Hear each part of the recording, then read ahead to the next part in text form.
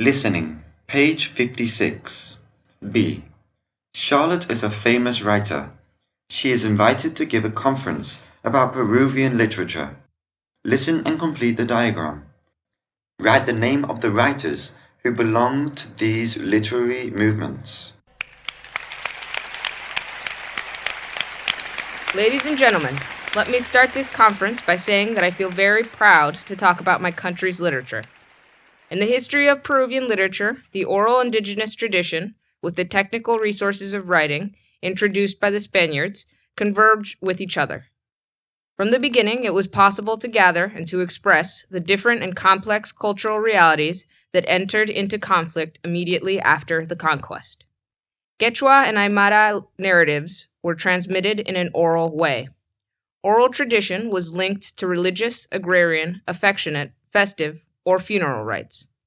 These characteristics became certain forms of poetry or prose, as is observed in the first historical chronicles of the Inca Garcilaso de la Vega, Los Comentarios Reales, and Felipe Guamán Poma de Ayala, La Nueva Crónica y Buen Gobierno, and in the identification between the Yaribis and the patriotic and romantic poetry.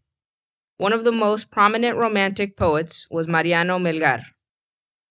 Later, the hegemony of Creole oligarchy in the Peruvian society favored the abandonment of the indigenous forms in favor of European ones. This was followed by the rise of neoclassicists like Manuel Asensio Segura and Felipe Pardo y Aleaga. Neoclassicism lasted almost until the end of the 19th century. It was followed by the Romanticism imposed thanks to the works of Carlos Augusto Salaverry and José Arnaldo Márquez, among others. Literature to emerge from the War of the Pacific marked the modernist period. Its best exponents were José Santos Chocano and José María Eguren.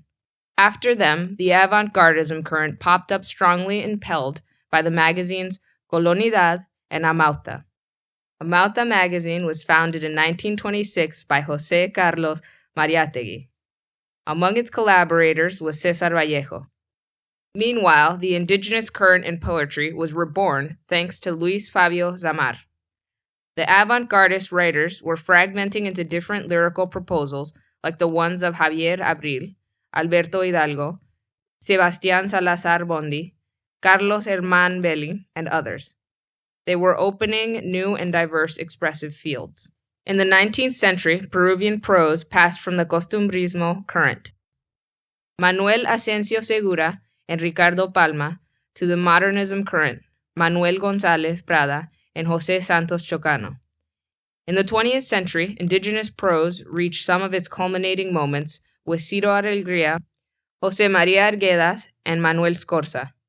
Also from the 50s, urban realism developed with the works of Julio Ramón Ribeiro and Sebastián Salazar Bondi, whose most important works were his theater plays.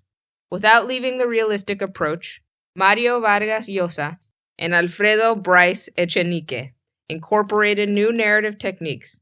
Some of the most remarkable names in poetry are Emilio Adolfo Westphalen, Jorge Ailson, Carlos Herman Belli, Antonio Cisneros, Washington Delgado, Marco Martos, Carmen Oye, and in narrative, Miguel Gutiérrez, Gregorio Martínez, Alonso Cueto, and Guillermo Niño de Guzmán, among others.